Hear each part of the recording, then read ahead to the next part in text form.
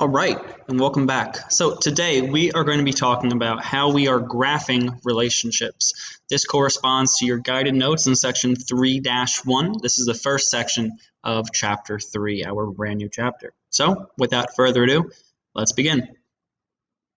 So when we are talking about graphing relationships, graphs are a way that we can turn words into pictures. And be sure to read the graphs going from left to right. Whenever we are talking about reading graphs, we're always reading it from left to right, just like we would normally if we were reading a book. We always read left to right. And again, we're turning words into pictures. We're turning situations into a graph. So there are three different kinds of graphs within a relationship. We have an increasing graph. If we're going from left to right, that means we are going up. We also sometimes call this they're rising, it's gaining, it's growing, right? They can rose, they could have gained, they could have grew. We also have what's called a decreasing graph, which means going from left to right, we're starting to go down. We're yelling timber, right? We could say that it fell, it lessened, or it diminished.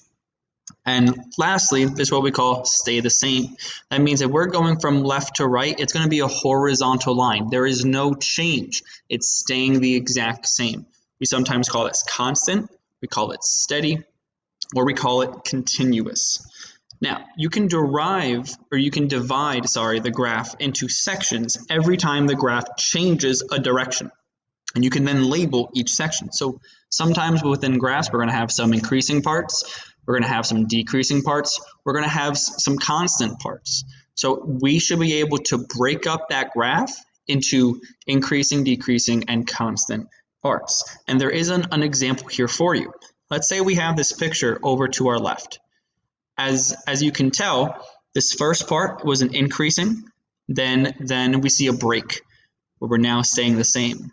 And there's another break and we're increasing again. There's another break and then we're decreasing.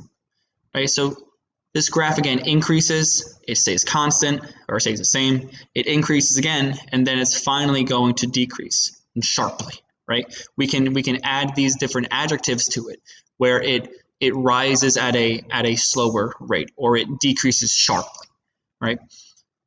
With this in mind, please work on problems 1 and 2 on the guided notes and resume when you are ready to go on. All right, so welcome back. So let's continue our discussion on section 3.1 in graphing relationships. So there's two different types of general graphs. We have what's called a graph that's continuous, and we have a graph that is what's called discrete. If you have a continuous graph, that means the situation can include fractions or decimals. It's going to be one continuous line. If you have a discrete graph, that means that it's going to be a situation when you can only have specific amounts. So let's go through a couple examples together. That way we can differentiate between a continuous graph and a discrete graph. So over on your left is a continuous graph. Notice that if I started here in this bottom left, if I continue and follow the line, it never breaks. We always stay on that line within the graph. And normally we can relate this to time, to temperature, to distance, to height, right? Because height can include fractional amounts. It can include 6 feet 1 inch, 6 feet 2 inches, and anywhere in between that. But we also have what's called a discrete graph, and a discrete graph goes dot to dot.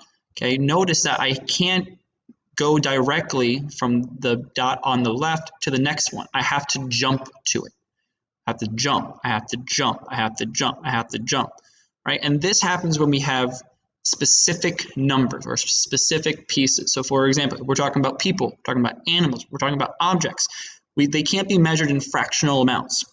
We can't have one and a quarter person.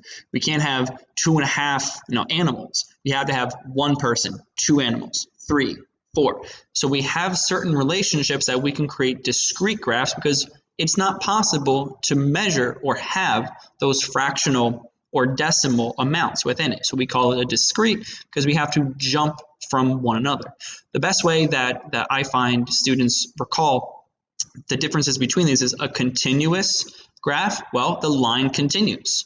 It's one long connected line. It just keeps on going on. It continues.